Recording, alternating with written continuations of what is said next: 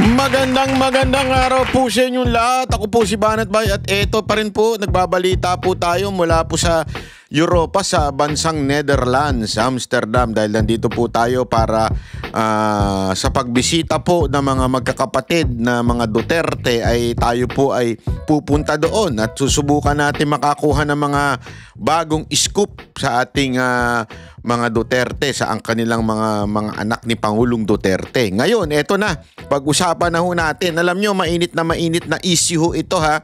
Ito pong patuloy na nadidiskubre ni Marcos na ngayon lang niya nadiskubre.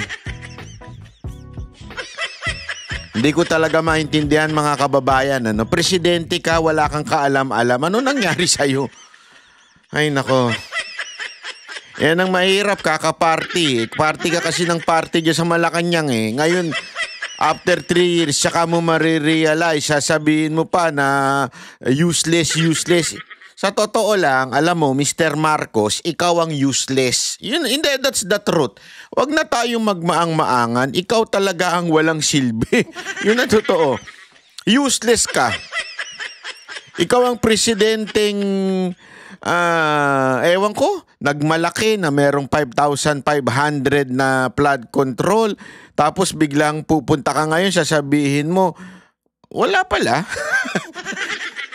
Hindi ba? Gago! Saka nakakita ng presidenteng ganun. Hindi, alam mo, eto, ganito lang yan eh. Okay lang naman sana eh. Okay lang sana kung ma-realize mo ngayon. O bakit wala ito mga to? O bakit ganito ito? Palpak ito yung mga useless, bla bla bla bla bla bla, ganito, di ba? Okay sana yan eh. Okay sana yun. Ang problema kasi, nagbida-bida ka. Nagbida-bida ka ng mga nakaraang taon at sinasabi mo, ito accomplishment, ito ganito, may flood control, maraming accomplishment, may ginawa, may build better more ka pa, mga paewang ko kung anong pautot mong ganyan-ganyan. Tapos, ngayon sasabihin mo, useless. Wala pala yung mga project na yon. And hindi lang ngayon yan. May pinunta ka pa ng isang araw na kesyo, I'm angry, may paganong-ganong ka pa. Sino ba ang presidente? Sino ba ang may hawak sa sekretary ng DPWH? Di ba ikaw? So eto ka na naman. Sasabihin mo, useless. Baka hindi kaya, sir, ikaw ang useless? Ikaw ang useless na presidente. Kinakausap mo ba yung sarili mo? Hindi to. Baka naman sa sobrang, alam mo na, di ba? Sobrang tama mo. I mean, sobrang correct ka. O, di ba? Kinakausap mo na yung sarili mo. At sinasabi mo na useless to mga to. Mahiya naman kayo. Hindi kasi yung una, yung sinabi mo sa zona, mahiya naman kayo, medyo nag-U-turn yun eh. Pumunta sa'yo. Eto naman, useless, nag-U-turn na naman. Sabi, sa'yo din yan. Di ba? Ewan ko kung anong meron ka, Mr. Marcos, at tila yung karma ay masyado mo nang inangkin. Ito. Gago! Lahat na ata ng kapalpakan, lahat na ng disaster sa bansa natin, inangkin mo na lahat. Nasa sayo ng lahat.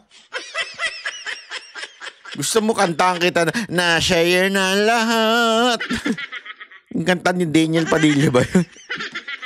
Pambira ka eh. Hindi. Alam mo ito kaya nga minsan ito mga nakarang araw bumabanat ako dun sa mga vlogger na tanso. Alam mo kung bakit? Kasi yung mga vlogger na tanso, wala talaga silang mai-content sa'yo. Yung mga loyalista mong mga vlogger, wala silang mai-content tungkol sa'yo. Wala silang mga argumento about your accomplishment, why na hindi ikaw ang may kasalanan, hindi ka nila kayang ipagtanggol ng merong lohika. Di ba? Etong mga vlogger ni Marcos, ang alam lang, abangan ang mga video namin. Mga Duterte supporter, abangan lang ang mga post namin, abangan lang si VP Sara Duterte kung ano masisira nila kay VP Sara Duterte, kung ano mabababoy nila kay VP Sara Duterte. Walang lohika yung kanilang mga argumento. Puro na lang, ito si Banat Bay, bayad bay. Ano ngayon? I mean, anong argumento mo para masabi mong, wari, bayad bay, di ba? May mga ganyan. Dapat magbibigay ka ng argumento mo Kasi ganito si Banat Bay, kasi ganito ginawa niya. Kasi ganito, di ba? Para mapatunayan natin. Halimbawa ako, nag-akusa ako na ang tanga ninyo at ang bobo ninyo. Talaga naman, bakit? Pinipresenta ko sa inyo ngayon na itong mga vlogger ni Marcos, wala talaga silang argumento, wala silang lohika, wala nga ho silang maipakita na depensa doon sa mga akusasyon ng mga ibang tao o mga kritiko kay Marcos. Ibig sabihin, wala sila. They are useless, senseless, wala silang kwenta. Ngayon, pinapatunayan ko sa inyo na bobo, tanga talaga itong mga animal na to. Sila naman, wala lang. Basta lang. Kasi nga po, again, hindi naman po sila seryosong mga vlogger. Sila po yung mga vlogger na yung taga-kanto lang. Di ba? Alam mo yun, yung vlogger lang na nakadampot ng cellphone, tapos nagsimula na mag-vlog, tapos nakita ng amo nila na gusto maging presidente, binabayaran na sila ngayon, di ba? Kesa sa tumambay sila, magiinom-inom sila, manlalaki sila. Kasi mga di ko maintindihan, mga lalaking may ahit ang mga kilay. Saka nakakita lalaking may ahit ng kilay. Saka nakakita ng mga lalaki na, ewan, as in, ang tapang-tapang kuno, pero alam mo namang namamakla. Hindi mo talaga maintindihan kung anong klaseng mga tao itong kinuha ng administrasyon nito para lang talaga mambuisit. Alam mo, perfect example niyan, si Claire Castro. Si Claire Castro halata naman kinuha lang siya para talagang itroll ang mga Duterte. So that, akala siguro nila, pag tinroll nila si VP Sara Duterte o pag tinroll nila mga Duterte, ang gagawin lang ng mga Duterte vloggers ay kung hindi depensahan si Vice President Sara Duterte. Ang hindi nila maintindihan, the Vice President doesn't need to be basta ganun. Hindi kailangan na depensahan si VP Sara Duterte. You know why? Kasi kayang-kaya niya. Kayang-kaya niyang depensahan sarili niya. At the same time, hindi na kami kailangan na depensahan siya kasi yung mga tao, alam nila yung obvious. Nakikita naman nila yung kapalpakan ng sinasabi ni Castro, ni Yusek Castro, to si Claire Castro. Alam nila, hindi na kailangan ng vloggers. Yun ang kinamalian nila. Ngayon, yung mga kinukuha naman ng administrasyon nito na para mambash na mga kapwa vlogger para mambash na mga Duterte vloggers. Wala naman silang mga utak. Wala naman din silang matinong, alam mo yun? Ewan ko kung may pinag-aralan ba yung mga yun o hindi, kasi ayoko sanang ganunin yung may pinag-aralan kasi may matalino naman kahit walang pinag-aralan I mean, hindi nagpasok sa school. May mga matatalino, merong street smart na tinatawag sila. Wala na nga pinag-aralan, hindi pa street smart. Para talagang nadampot mo sa kanto na nagiinuman, na alam mo yung opinionated. Minsan nga, mas matalino pa yung mga nakikipag-inuman kaysa sa kanila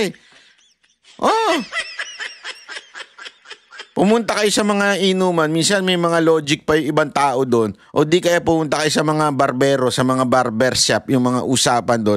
Minsan mas may logic pa dito sa mga vlogger ni Marcos Yung totoo. Eto na lang halimbawang useless. Paano mo ngayon niya madidepensa? Mismong si Marcos sinabi niyang useless. Sino bang presidente? Di ba? Sino bang may sasabihin na naman ng iba, argumento na naman ng iba. Kasi hindi panahon ni Marcos yan. Panahon niya yan nung mga nakarang administrasyon. Hanggang sinisisi nga, umabot na hanggang kay Gloria Lahat ngayon sinisisi na except yung sarili Di ba? I mean, sandali. Oo, may mga mali ang past administration. Lagi naman yan. Hindi perpekto yan. Laging may... Hindi natin nililigtas ang administrasyon ni Pangulong Duterte, ha? Malamang sa malamang may mga nakalusot din. Wala tayong sinasabing perpekto. Pero ang maganda, ito'y inaaksyonan. Ito'y, di ba, kaya nga nung kay Pangulong Duterte, binanggit niya mga pangalan ng district engineer. Sino ang naglipat sa district engineer na to? Binanggit niya kahit kaibigan pa ng kanyang anak yung isa dong kongresista. O, naalala niyo yun? Binanggit pa ni Pangulong Duterte. At marami talagang nasibak din nung panahon ni Pangulong Duterte na hindi lang ina-announce. Pero marami po kasi akong alam na sinibak noon dahil nga may mga, alam mo na, proyektong ghost project, hindi na lang nag-iingay. Kasi, ang alam mo, si Pangulong Duterte, makatao pa rin yan . Kahit po yan matapang, makatao yan. Marami po yung sinibak na mga dating kaalyado na quote-unquote pinag-resign na lang. Pero in reality, na-booking yun, kasi nga, kahit pa paano, para hindi na mababoy publicly at madadamay pa yung buong pamilya. Binanggit niya yan sa isa sa mga kanyang talk to the people. Sinabi niya yan na pinag-resign na lang niya para hindi na madamay ang buong pamilya sa bashing ng taong bayan. Ganyan ang ginawa ni Pangulong Duterte. Hindi si Pangulong Duterte na nagsalitang, useless, wala namang kwenta ito mga ito. Tapos walang ginawa. Ang atin lang, useless pala Mr. Marcos, yung sinasabi mo. Useless pala na wala na mga nangyayaring proyekto. Sana na-realize mo yan, dapat ginawa mo yan first year ng iyong panunungkulan. O ano ba ang mga useless na proyekto na napirmahan, na nabigyan ng budget, tapos hindi tumatakbo, hindi na nag-i-improve o walang nagaganap doon sa proyekto na yon. Dapat unang taon pa lang, ayan ay inano mo na, diniscover mo na, inalam mo na, para yung mga susunod na taon, inayos mo na. Hindi . Ano ginagawa mo ngayon? Naninisi ka, Nino? Sino useless? Anong useless? Yung nakita mo dyan, angry ka? Kanino ka angry? And eto simpleng-simple na lang mga kababa. Eto, napakasimple. Ang dami nang nadidiscovering ghost project. Okay. Ang dami nang sinasabing useless. Galit ka na. Pero bakit nakaupo pa yung sekretary hanggang ngayon? Na in charge sa lahat. Remember he is in charge of all the projects. Even if sabihin na natin wala siyang kinalaman sa korupsyon, wala siyang kinalaman sa approval, but the mere fact that you are the head of that department, ikargo mo kung ano mangyari sa ibaba mo. Kaya ka nga inilagay ng presidente na you were appointed to do something about that particular agency. And yet, wala kang ginawa. Sino useless? Di ba? Pwede si Secretary Bunuan. Hindi, ganun lang kasimple. Panoorin natin tong balita na ito pasok. Useless o walang silbi. Ganyan inilarawan ni Pangulong Ferdinand Marcos Jr. ang mahigit 200 milyong pisong flood control project na kanyang ininspeksyon sa Tuba Benguet ngayong araw. Dagdag pa ng Pangulo, tila mag-aabono pa raw ang gobyerno dahil sa kapalpakan ng proyekto lalo't apektado rin ito ang bahagi ng Cannon Road.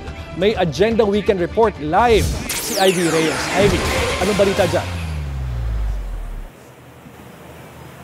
George, dismayado na naman ang Pangulo sa nasaksihan niyang flood control project dito sa Tuba Benguet dahil ang 264 million peso rock shed project dito nag-collapse ang ilalim at gilid bunsod ng sunod-sunod na bagyo at malakas na pag-ulan noong Hulyo. So very clear. Here we go again. Pang-5 na yata nating inspeksyon ito. Tingnan mo na, 5 inspection mo na. Hanggang ngayon. Anak ka ng weteng, Hindi ko gets talaga . I mean, panglima mo na to, ngayon mo lang talaga nalaman itong mga bagay na ito. And it's always the same. Here's the problem here. This is 260 million project. Useless. Parang tinapon mo yung pera sa ilog. Useless. To correct this will cost double that. That's my top of the head estimate. Gaya ng obserbasyon ni President Ferdinand R. Marcos Jr. sa Bulacan, parang wala raw ginawang trabaho sa rockshed na ito. Matatandaang ito yung proyektong matagal nang ipinapa-audit ni Baguio City Mayor Benjamin Magalong dahil bukod daw sa natural causes, baka dapat ding tingnan kung may construction flaws ba kaya pumapalya ang proyekto. Ayon sa Pangulo, nasa mahigit 35% ang nawawala sa mga negosyante sa Benguet kapag nagsasara ang Cannon Road. Kaya naninindigan itong economic sabotage ang anyay pangungurakot ng mga kontratista. So it is not only the damage, the physical damage that we can see, but it is also the damage to the economy. It is also the damage to the people's livelihood. Dagdag ng Pangulo, mukhang doble ang kailangang gastusin ng gobyerno para isaayos ang Cannon Road. Buwelta naman ng DPWH Cordillera, tila mali yata ang nakarating na impormasyon sa Pangulo. Itinuturo ng Presidente ang contractor. Ang LGU, nasa DPWH Cordillera naman ang sisi. At ang DPWH Cordillera, national budget daw ang salarin. Itong kinatatayuan ko kasi bukod sa hindi raw kasama sa 264 million peso rockshed project, taong 2000 pa nang huling naipagawa. In 2023, our office tried actually to request for augmentation fund to complete the 248 meters, but walang pundong dumating. So last year we proposed the completion of the remaining 97 meters, no, out of the 248 meters worth 240 million. Excuse me. And when the NEP came up, ito 100 million lang ang dumating. Samantala, nang matanong kung sino ang contractor ng rockshed, itinuro ng DPWH ang 3K Rock Engineering na nakapangalan kay Engineer Francis Cuyo na tumakbong congressman para sa Lone District ng Ifugao. Sa ngayon, hindi pa sumasagot si Cuyop sa ating mensahe.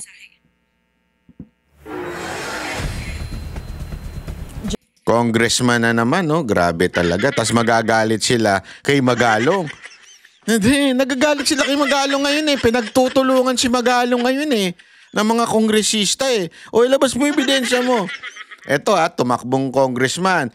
Meron pa nga mamaya, ipapakita rin natin siguro yung isa pang kongresista na party list.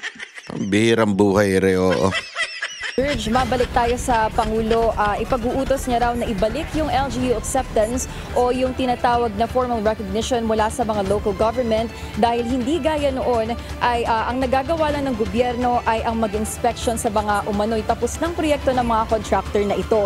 Kailangan daw na maibalik itong scheme na ito dahil para may approval o assurance on the side of the government bago maabsuelto ang mga contractors sa mga kinontrata nilang proyekto sa DPWH. At kanina, pagkatapos ng inspection ng Pangulo dito sa Camp 6, bumaba si Presidente sa Camp 3 para naman inspeksyonin itong rock netting project na nagkakahalaga ng 114 million peso dito pa rin sa Cannon Road. At ito ay natapos pa noong termino ni former President Rodrigo Duterte at ayon sa Pangulo, parehong palpak ang mga proyektong ito. George. Nako, But Ivy, hinala ko si Duterte na naman na may kasalanan nito. Ayan ang ididiin. Si Duterte na naman ang may kasalanan nito. Naku po, patay tayo dyan. Tuloy. may update ba mula sa Pangulo kung gusto niya magpalit ng liderato sa DPWH? George, ang huling update o pahayag ng palasyo tungkol dyan ay Secretary Manuel Manny Bonoan still enjoys the trust of the President. Pero ayon sa isang source ng BNC, umuugong pa rin ang pangalan ni na former Secretary Rogelio Singson at ngayon ay ni Baguio City Mayor Benjamin Magalong. Bagamat umatras si former Secretary Singson, mainit pa rin at umuugong pa rin ang pangalan nito. Sa ngayon, dadalawa pa lang ang pangalan na umuugong at umuuli sa DPWH. George. Ivy, kanina kasama nga ni Pangulong Bongbong Marcos itong si Mayor Magalong. May balita ba kung na i-forward niya o naibigay na ba niya o napag-usapan nila yung sinasabing mga ebidensya na magtuturong may ugnayan yung mga kongresista at ito nga mga maanumalyang flood control projects? George, sa ngayon wala pa rin ipino-forward na pangalan si Baguio City Mayor Benji Magalong at wala rin siyang binigay na pahayag kanina sa ambush interview kasama ang media kung sino yung 3 kongresista na tinutukoy niya na nandito daw sa Luzon. Alright, maraming salamat, Ivy Reyes. Ayan, Ito. Alam mo mga kababayan, gusto ko lang gusto ko lang kasing banggitin. Meron kasi tayong napag-alaman. Ito. Papakita ko sa inyo kung bakit talaga may malaki tayong problema pagdating po dito sa flood control project. Alam mo, ito kasing si Marcos, ang problema kasi sa kanya, ang dami niyang sinasabi na useless, ang dami niyang sinasabi angry, ang dami niyang sinasabi mahiya naman kayo. Bakit, alam mo yun, bakit hindi yung katabi mo ang iyong sabihan ng ganyan ng diretsyo? Bakit kapag naglumilingon siya kung kasi sino-sino dyan, kontraktor, kung sino man dyan, basically, pinsan mo may problema. Bakit to? Akin, hindi ko naman sinasabing corrupt si Romualdez, hindi ko sinasabi yan. Pero, the mere fact na siya ang speaker, siya ang kahit papaano namumuno pagdating po sa budget deliberation sa Kamara. Pagdating sa small committee, alam naman po natin na naandun din siya. 'Di ba? Yan po ang balita natin naandyan po siya. So, ibig pong sabihin, may direkta siyang kinalaman sa anumang klaseng flood control project o anumang proyekto ng gobyerno. Huwag ka na magpalingon-lingon sa kaliwa, sa kanan, 'di ba? Sa taas, sa baba. Nasa tabi mo, nandyan. Nandyan sa tabi mo. Bibigyan ko na lang kayo ng halimbawa. Ito, may papakita po tayong ulat mula sa Breaking News Negros Oriental.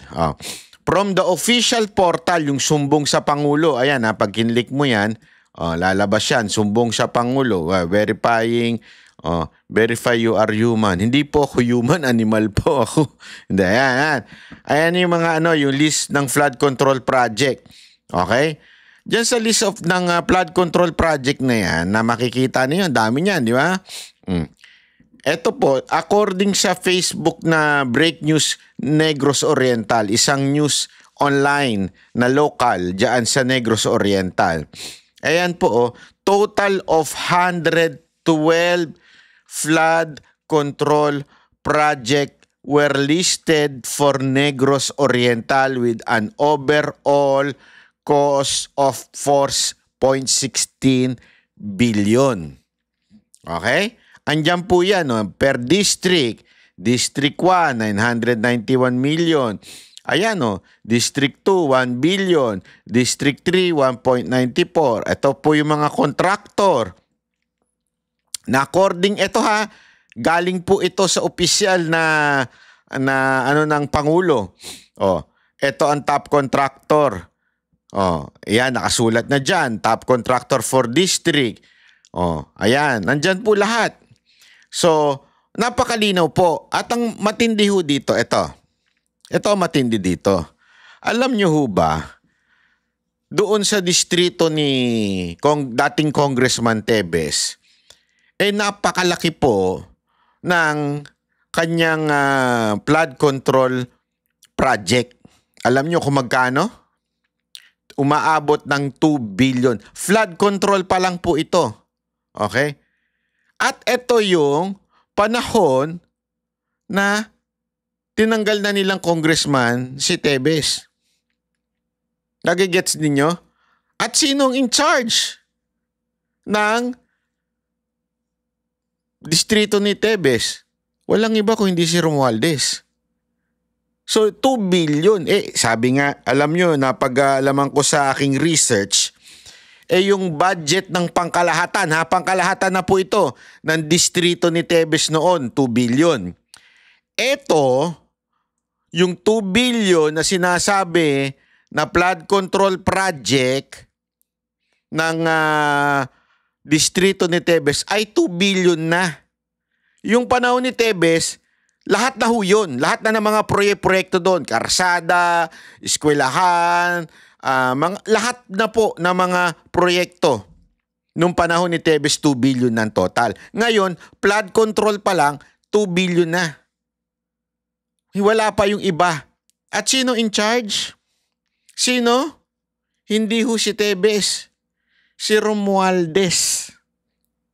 Siya na po ang in charge dyan. Siya po ang ano dyan eh. Ang parang pumalit. Alam mo, napaisip tuloy ako talaga ng matindi eh. Diba, hindi lang naman po nag-iisa si Tebes na parang naalis sa posisyon tapos ang naging in charge ay si Romualdez eh. May iba pa alam ko eh. Correct me if I'm wrong, pero alam ko meron pa. So in charge doon si Speaker. Ang tanong, magkano kaya ang proyekto doon? 'Di ba? Magkano kaya ang proyekto doon ng flood control? Again, we are not saying that Romualdez binulsa yung 2 billion. Di natin sinasabi yan, ha? Wala ako sinasabing gayaan. Okay? Pero malinaw na mismong si Pangulong Marcos nagsasabi na may problema sa mga flood control project. Kaya nga nagkalulubugan ng buong Pilipinas eh. Umambun lang, lumulubog na Pilipinas. May problema. Kaya nga sinasabi ko, Mr. Marcos, huwag ka na magpalingon-lingon kaliwa o kanan. O, taas o baba. Ha? Ang akin, bakit di mo tingnan yung katabi mo? Yung kamag-anak mo?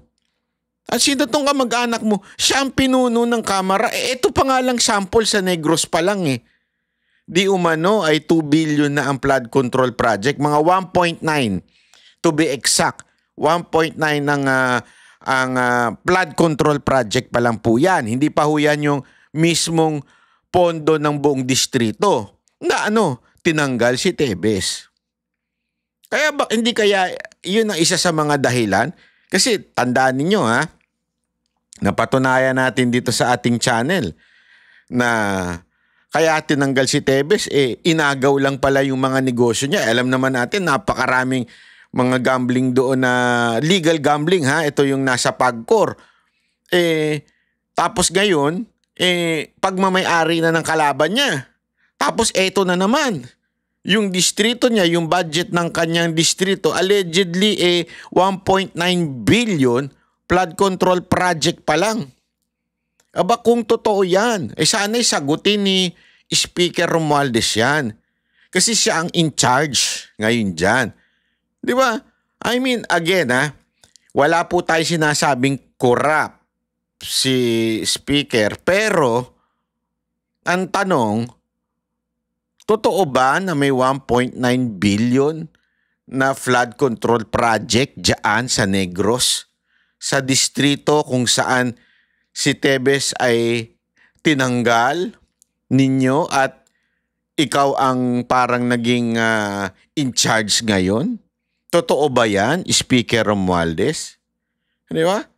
Kaya nga sana, yan yung mga kausapin ni Marcos kung talagang seryoso si Marcos. Yun lang naman po yun eh. Kung seryoso ka, Marcos, kausapin mo, pinsan mo. Diba? Wag na kayo magpaligoy-ligoy pa.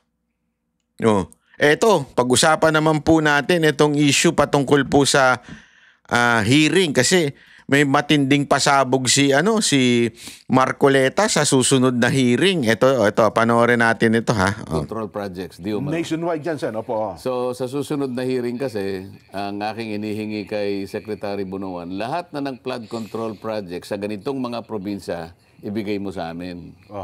Para makita natin. Kasi naka-geotag naman yan. Makikita natin yan kung may nangyari o wala. Ayun. Tapos titingnan natin yung kalidad ng pagkakagawa. Opo. Kung sang ayon dun sa program of work, may program of work yan Pagkatapos yung specification ng mga materials, madali naman Opo.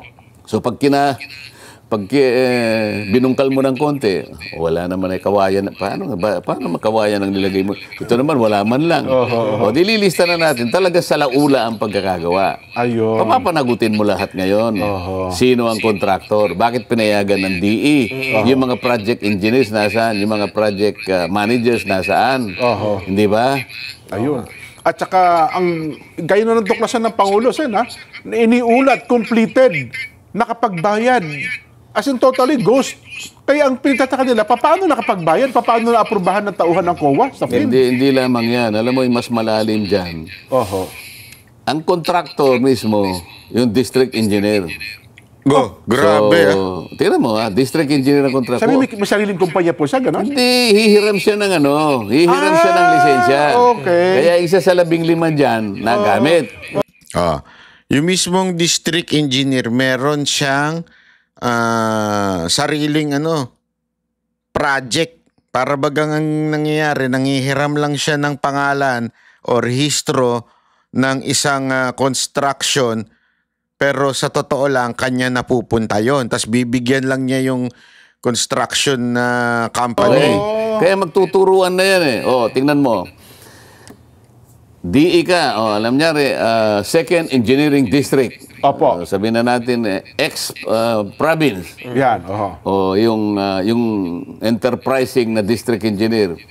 Kunyari, ikaw, Jen, ikaw si Legacy. Si Legacy. Si Nelson naman, si St. Timothy. Ayan, Pahihiram mo pahihiram mo. Okay, bakit mo pahihiram? Kunyari, si Nelson, ano ka na? Legacy. Legacy. Ako na lang yung kirante. Hindi. Legacy ka. Legacy. Ikaw si St. Timothy. Okay. Sabi ni Nelson, pahiram ko dahil unang-una, kahit hindi ako nagtatrabaho, parang naipakikita ko, nagtatrabaho ako. Kasi may kinalaman yan sa pagre-renew ng aking lisensya. Yes. Kasi kapag wala akong nagawang mga trabaho sa loob ng isang taon, maaaring makancel ang aking lisensya. Kaya ma-downgrade. Sa pagkat dito, hindi na nga ako nagtatrabaho, Kumikita pa. kikita pa ako ng 5% na Royalty fee. Walang pagod. Tama. Ngayon, sa dami ngayon ng pagpapahiram ko, dahil masipag magpahiram itong si Nelson. Ano ka na? Legacy. Ipinamamalengke niya. Ito. Ipinamamalengke. Naparami niya ngayon yung yung pagpapahiram. Opo. Palagay mo, napahiram mo na 10 beses. Nako. Pagka nag-a-apply ka ngayon, i-upgrade mo lisensya mo sa Philippine Contractors Accreditation Board. Yung pick-up, yes po. Isipin mo, category B, naging quadruple A. Sa dami ng nagawa niya. Pero sa totoo lang, wala siyang ginawa. Papel lang pala pinahiram. Papel lang ang pinahiram. Ayun. Actually, hardware lang yung negosyo. Pero babasahin mo, yung pananagutan mo, at saka yung kabawalan sa'yo, pagka nakuha mo yung lisensya, merong kang merong kang pagsisikapang gawin at merong kabawalan doon. Nagigets ninyo? So win-win situation yun dun sa construction company. Dahil pag ginamit ng DPWH yung kanyang lisensya, okay?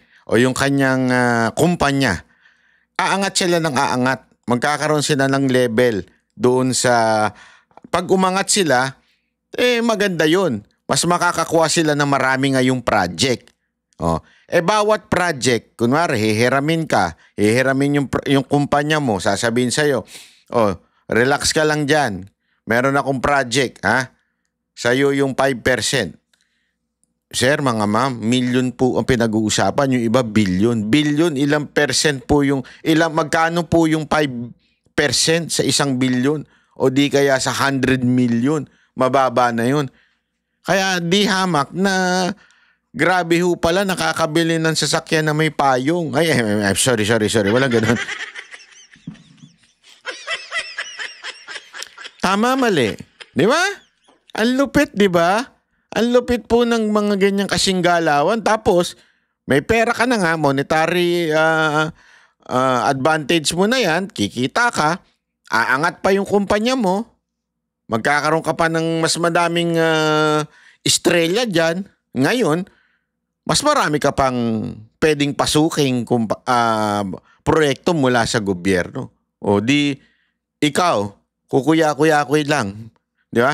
Tapos meron kang magkano? 40 billion sa bangko. Posible yun eh. Alam mo, tapos iba pa yung ibibigay sa congressman ha. Kasi tandaan ninyo, ganito yan eh. Ano ba ang papel ng ano? Maaring kasi tama si ano, maaring kasi sinasabi ng iba, dapat ang pinupunta rin kasi yung congressman, hindi lang yung DPWH. Kasi ganito sistema niyan, di ba? Yung congressman, ang maglalabi niyan para, magkaroon kami ng project dito. Papayagan ngayon ng leadership o ni Speaker Romualdez. O sige, mag-ala tayo ng project dyan. Ganito, halimbawa, 1 billion sa distrito ni Banatbay. May 1 billion na project dyan. Okay, ngayon, papasa ko na ngayon dito sa DPWH. May project tayo, papagawa tayo ng ano dito, ng isang ng tawag doon, Poso Negro, ganun, halimbawa. Halaga 1 billion. Di ba? Sinong construction company kukunin natin dito? Tatanong ng DPWH. Kasi remember, kaya nagkaroon ng project dahil sa paglalabi ng congressman o dahil sa pagsisip-sip niya doon sa speaker. Kaya nagkaroon ng proyekto yan. Ito naman DPWH. Sige. May kikitain ako dito. Kong, ano bang construction ang kukunin natin na kumpanya? Sino bang gagawa nito? Relax ka lang dyan, Brad. May bata ako. Akin din to. Nasa pangalan lang niya. So, pambihira. Kumatkong na siya doon sa construction kasi may 5%, minsan 10%, di ba? Tapos, may lagay pa siya ngayon dito sa DPWH ng diretsyo. Bakit hindi papayag ang DPWH? Kasi, relax ka lang dyan, district engineer o district. Ito sa'yo, 20% sa'yo. Di ba? 20 sa amin na yung the rest, dito sa construction yung ano. Kaya nga, dati kahit pa paano, meron pang pampagawa eh. Pagawa naman natin yung 20%. Di ba? Katkungin naman natin yung 20% pang pagawa. That's the rest sa atin. Ngayon, ghost talaga. Wala nang pagawa. Basta, nakakuha na. I-download na natin yung pera. Atin natin hati-hati na tayo. Ganun na nangyari. Isa yun sa pagpapahiram, hindi pwede. Bawal? Bawal! Pero practice lang sila. Practice Bakit naman. pagka pinapractice ba, okay na? Ang nangyari kasi dahil sa matagalang practice, akala mo tama na. Yun ang akala ng marami, Sen. Akala nila kasi legal yun. Iwanan kita dyan. Kunwari, ikaw naman ang district engineer. Yan. Naku. Dahil sa... Papito-pito ko ngayon. May project sa distrito ko. Merong district engineer ngayon na pinakita sa akin ang mga litrato. Isip-isipin mong nagberte. Puro model ang mga kasama niya, no? Nasa isang isang magarang sasakyan parang artista band, ganun. Pagkatapos makikita mo yung lugar, pati pagkain talagang, pati yung motor, pati yung bisikleta niyang mga mountain bike na tigi 1 milyon ang isa. Bike pa lang mo yun, ha? District engineer lang ito, ha? Yari na, nakapag-research talaga nako, ewan ko. Nakapag-research si Marcoleta. Kasi dito, meron na siyang tinutukoy dito eh. Di ba? Meron na siyang tinutukoy kung sino itong district engineer na ito. Naku po, kailangan lang natin malaman kung sinong kakuntsaba nito. Okay, ngayon, bakit siya nakakaginhawa? Bakit siya kumikita ng marami? District engineer siya. Siya yung gagawa ngayon. Merong equipment ng district. Okay. Opo, gamit ng gobyerno yun. Gamit ng gobyerno. Gasolina ng gobyerno, taong gobyerno, lahat ng resources ng gobyerno. Siya pagkatapos siya yung gumawa ng program of work. Pagkatapos siya yung mangungulekta. Siya ang bagman. Nako. Lahat sabi niya, sir, ito po yung nabahagi po ninyo, sir. Distribute. Ganon. Anong klaseng... Kaya sinasabi ko sa kanila, ako hindi ko kayo bibiruin sa sinasabi ko sa kanila. Huwag kayong mag-i-smarte rito. Pareho tayong, walang smarte rito. Magtapatan tayo, sumagot kayo sang-ayon sa tinatanong ko, di ba? Opo. Yun lang, ganun lang kasimple. Pero di ba, Sen, ang district, mayroong limit lang ang parang may di ba? Kung district ka, ito lang ang presyo mo, Tapos kapag ka malaki, parang 150 million, pag 150 million pataas, sa regional director, etc., hanggang national.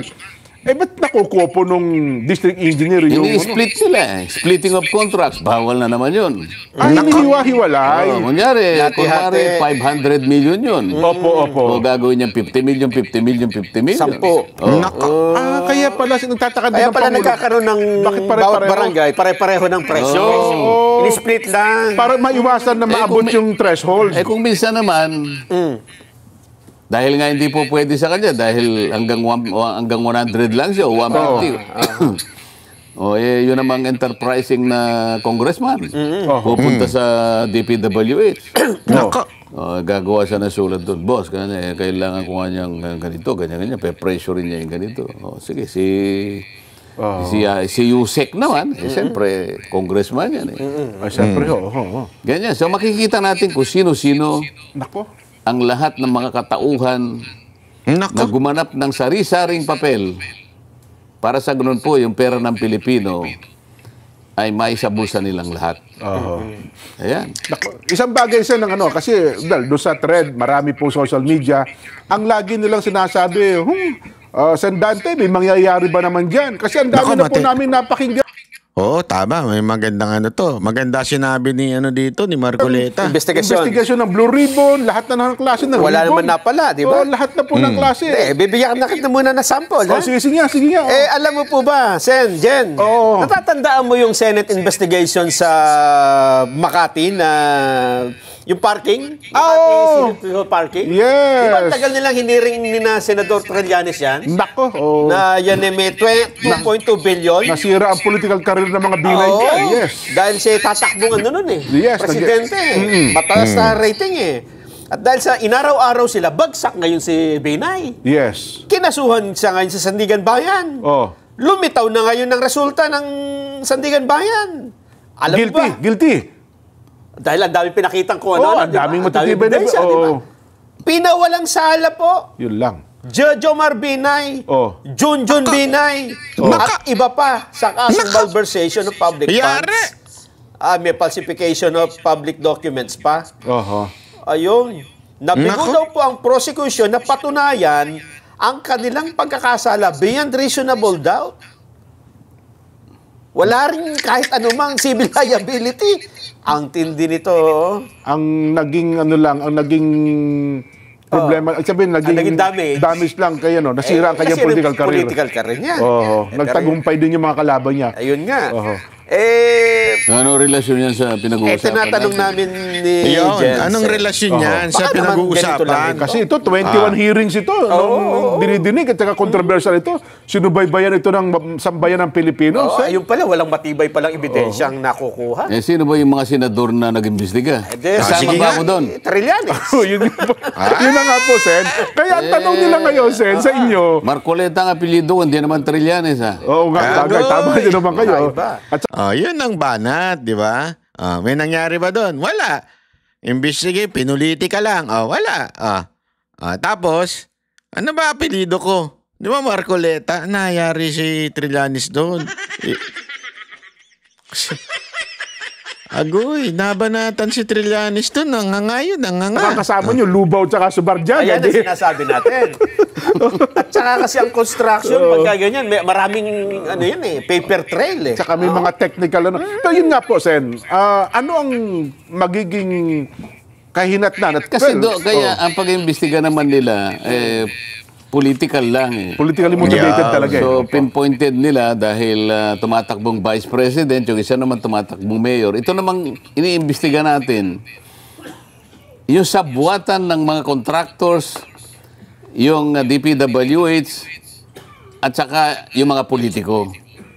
Iba naman ang konteksto nito eh. Iba ang konteksto nito. Kaya kinakailangan maipakita natin, lalong-lalo na kung talagang may lalabas nila, na talagang meron na tayong listahan ng mga ghost projects, may admission na sila, gusto kong makita, para doon pa lang, papanagutin na natin kung sino may kasalanan. Yung Kasi ghost ito eh. Totoo po. Ghost ito. Hindi po pwedeng walang managot dito. Yung ghost yan, talagang walang kaano. Yung mabuti-buti pa yung substandard, at least medyo mababawi mo na konti. Well, may nakita ang tao, pero yung talagang totally ghost, yung 55, talagang, yun, grabe sen. Walang kapatawaran siguro yun. Kaya nga, yun lang. Kaya, yun lang makakita tayo ng mga, palagay mong may 10 ghost projects tayong nakita. Palagay mo lang, ano? Opo. Doon pa lamang, ay meron na tayong may lalatan na mga bagay-bagay para sa ganon ay yung nasayang na pera magkaroon naman ng kapupuntahan kung ano man. Unang-una, siyempre susuriin natin, sino-sino ba ang nasa likod ng ghost projects na yan? Kailangan, sino yung contractor? Sino yung kasabwat ng mga opisyalis ng DPWH? At kung may kinalaman, yung mga politiko sa likod niyan, may pananagutan po sila. At kinakailangan may mangyari na. Yan, Sen. At ang tanong pa na dyan, may chance ba kahit paano, Sen, makabawi man lang ng pera sa mga yumaman dyan? Kung talagang ghost? Ito nga, halimbawa, napatunayan natin ghost. O di wala na tayong debate tungkol dyan. Yan, halimbawa, O ano ang kinakailangan dyan? Ibalik po ninyo yung pera sa bayan, di ba? Pwede ko magawin yun. Kasi nagastos na namin, wala na ho yung pera. Bakit? Wala ka na bang pera para ibalik mo yun? Hindi ko naman sinasabi yung pera meron ka, ibabalik mo yan. Ibabalik mo yan. Merong mga banding companies na nag-post ng performance band yan. Ayun, insurance. Di ba? Kung halimbawa yung COA, paano mo napirmahan niya na completed ang project? Ghost pala. Hindi ba mananagot kung sino man yung hanggang saan na nga abutan sa mga auditor na yan? Kasi pumirma kayong lahat Pinatunayan ninyo, sinertify ninyo. Unang-una, mayroong certification of completion. Sino lahat ang opisyal ng DPWH ang pumirma niyan at pinaglulukon nyo ang taong bayan? Grabe, COA, may kasangkot ka pa riyan, pumirma ka pa dyan. Di ba? Yan. Sino ang politiko na kasangkot dyan? Kailangan dito pa lang. Dito pa lang, kung halimbawa yung mga mapatunayan na nandyan at kasama pa sa DPWS, abay, kinakailangan nyo nang tanggalin. Outright, tanggalin nyo na without prejudice to criminal or civil or administrative prosecution. Diba? Kayo naman contractors na napakasangkapan dyan, ibalik po niyo yung pera. Ibalik po ninyo. Ayun. May babalik pa. Yun ang siguro. Hindi mo ibabalik? Kung sabihin, wala na ho di kukunin ko lahat yung ano mo. Lahat. Yung mga mamahaling sasakyan, gano'n. Kukunin ko lahat yung pag-aari mo para itapat doon sa ginawa ninyong maganda yun. Pwede ba i-sheriff yun, Sen? Kunin mo mga gano'n. Para nga madali tayo. Kung gusto mo, ganito na lang, ha? Hindi mo na kita ipoprosecute, ibalik mo. Anong katapat ito? Yung pong 4 na pong sasakyan po na mamahalin, pati po yung bahay ko, inyo na po. Ibenta po ninyo para may balik po. Okay, pumirma ka rito. Bid ako doon sa isang sasakyan. Paborito ko yung ganda nung isa. Ang ganda nung isa. Ibabara natin sa baha. Di ba? Merong indemnification. Nawalan tayo Indemnify mo. Yan. So meron kang civil liability. Sige, prosecution, wala na. Maganda yung idea ni Sir para kasi pagka yan, dinaan pa sa husgado, naku po, kakatagal na yan.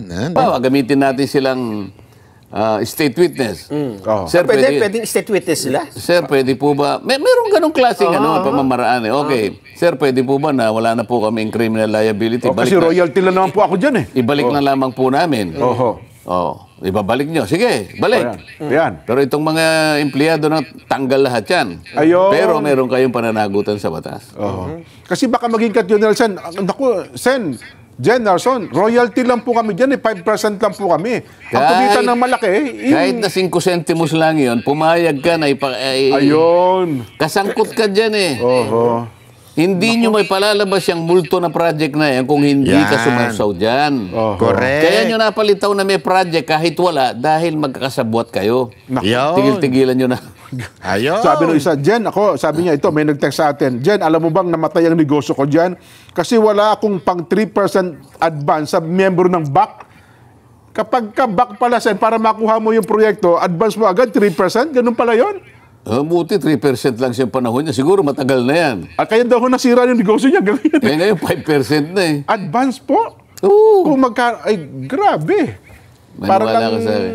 Para lang makuha ng isang negosyante. Makinig kayo sa susunod na hearing. Ganun po. Para maglabasan na natin. Exciting yan.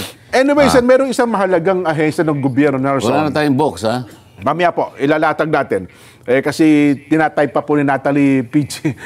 Isang mahalagang ahensya na dapat ay makapangyarihan pero hindi pinapansin, Sen.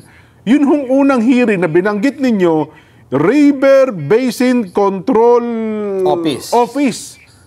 Isa pala itong napakahalagang ahensya pero ang DPWH, inamin po mismo ni Secretary Manny Bonoan, hindi nila napansin hindi sila nakikipag-coordinate Yun. At least narinig mo sinabi niya. Hindi. Opo. At mukhang yun namang ahensya, hindi rin naman kumikibo, Sen. Doon pala sa executive order na nilatag ninyo. Kaya nga sa susunod na hearing, sasabihin ko, tanggalin nyo na yung opisina na yan. Ano ba? Hindi ba? Grabe, alam mo. Maganda to. Exciting to. Exciting to. Kailan kaya yung next hearing nito? Ay, tako. Dapat palakasin na lang natin kasi... Hindi, tanggalin mo, wala namang ginagawa talaga. Wala. As in, wala.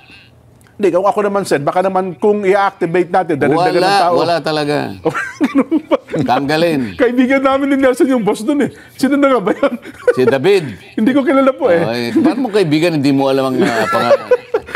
David ang apelyido. Naawa naman kasi ako, Sen. Kumbaga, binaliwala na nga siya. Mamili ka na lang ng kaibigan. Napalitaw na may project kahit wala dahil tanggalin. Kaibigan namin ni Nelson yung boss dun Sino na nga ba yan? Si David. Hindi ko kilala po Paano mo kaibigan, hindi mo alam ang pangalan?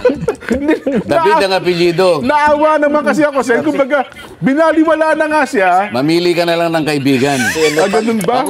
Ang sarap nung pakinggan yung pambabara ni Pero ito, biro-biroan lang naman nila to. Pero yung pambabara ni Marcoleta, ang sarap pakinggan no? Nakakatuwa Kaibigan mo, di mo pala kilala yung pangalan. Mamili ka ng kaibigan mo. Ako namimili ako. Ang pagkakaibigan, hindi maramihan. Ganun ba? Pili lang. Si Hercules nga, ayaw kay David. Ako namimili ako. Kahit konti lang. Kahit konti lang. Kasi pagka yung kaibigan, yung matitino, masasandigan mo yun. Tsaka hindi ka ililigaw nun. Marami kang kaibigan. Puro contractors naman. Circle of friends Wala. Alam mo ba, Sen, kasi nabanggit niyo yung River Basin Control Office. Opo. Meron palang dito, binabanggit dito yung OP, yung Executive Order number 186. Yung nauna dyan, 510. Tapos dilagyan pa ng konti pang ngipin. Yan ang sinasabi mo yung huli. Yung 2009, opo. Kasi 2006 yung una, di ba? Makakala mo, hindi ko kabisado lahat yan. Ako, kapag ako nagpasimula ng meeting, nagkukunwari lang ako na tinatanong kita, pero alam ko na dapat mong isagot. Pag hindi ka sumagot ng matino, yari ka. Bahala ka sa buhay mo. Ganyan talaga ang mga abogado. Magaling palakpakan. Masasalakap ka. Hindi ako nagtatanong ng ganun-ganun lang. Opo. Dapat maintindihan nila yan. Ano yung panghuli ng isda sa Pampanga, Kong? Balisasa. Balisasa ka. Pagka mali ang sagot mo. At sila pala talagang inautusan. Makapangyarihan nga yung opisina na yan. Sa flood control project. Basahin mo yung mandato para maintindihan ng mga kababayan natin. Nandyan Tingnan mo yung nasa kundi pangalawa, pangatlo, pang-apat na whereas. Basahin mo. Mandates that the Department of Environment and Natural Resources... Tagalog mo na. Hindi, Pa-English ka pa The primary government agency. Ano? Ayun, primary government agency. Pangunahing ahensya ng gobyerno. Na? Responsible for the conservation, management, and development of the country's environment and natural resources, as well as their proper use, and shall ensure the equitable sharing of the benefits derived therefrom. Hindi yan. Mali ka sa binabasa mo. Ito, yung kasunod. Yan. There are existing river basin and flood control project that should be rationalized into the integrated river basin development. Ano yung executive order na binabasa mo? 816 ito. Hindi, yung 510 ang basahin mo. Ayun na una. Yun na una. Executive order, nauna 510. Yung 800, nauna yung 510. 510 mo lang, Hindi tayo magkaintindihan Tuwan-tuwa ako. Yung kanilang balik-taktakan, no? Ang galing talaga. Habang hinahanap mo. Wala ako ng 500 eh. Hanapin mo. Sige, ikaw. Ang punto ko, Sen, itong ahensyang ito ay binaliwala na matagal. Baka naman kung bibigyan natin sa pamamagitan po ng Blue Ribbon at sa pamamagitan niyo po, baka naman mapasigla natin, may nasave tayong ahensya ng gobyerno. May structure sa harip na buwagin natin, Sen. May structure na. Wala patay na eh. Paano mong mabubuhay yung patay? Oho. Sa tingin ko patay. Ganun ho ba? Wala talaga. Hindi na ho pwede ma-revive. Baka ma-CPR ko, mabuhay man lang. Kawawa din naman eh. Kung ikaw ang bumubuhay, kasi isipin mo, si Lazaro, kaya siya nabuhay, tatlong araw pa lang napatay. Opo, ito pala matagal. 206. 2006. Ano na tayo ngayon? 2025 na. Ilang taon na nakararaan? Nga pala. Mabubuhay mo pa yan? Baka ni Buto, hindi na natin makikita dyan. Kung halimbawa, 1 week pa lang. Tatawagan ko si Saito, baka kayang buhayin ni Saito. Kasi 1 week pa lang eh. Baka may konting baka ma-revive pa yan eh. Hindi kasi naalala ko, Sen, noong sa pagdinig ng kamera, nung nasa kamera pa po kayo, minsan na ninyong natalakay yan eh. Isibihin, dapat ng mga panahon na yon, sana ang DNR, binuhay man lang sana, at napakahalaga pala ng papel ng ahensya, ng opisina na yan. Di ho ba? Wala ho ba talaga? Dapat tanggalin na lang yan. Ginagawang parkingan lang yan ng kung ano-ano. Ganon? Ako na lang ilagay nyo dyan, Seth. Baka mabuhay ko po ng konti. Ano ba gagawin? Mag-monitor lang naman ata, Nelson eh. Di ba? Ano ba gagawin yan? Gagawa ka ng isang comprehensive plan. Ay, nako. Eto. Anyway, mga kababayan, napakaganda po at very exciting po yung susunod na hearing. Dahil talagang, eto nga di ba? Maganda nga yung suggestion. Kasi meron pala tayong ganyang klaseng ahensya ng gobyerno na hindi naman nagpa-function. Para bagang, kung merong peking construction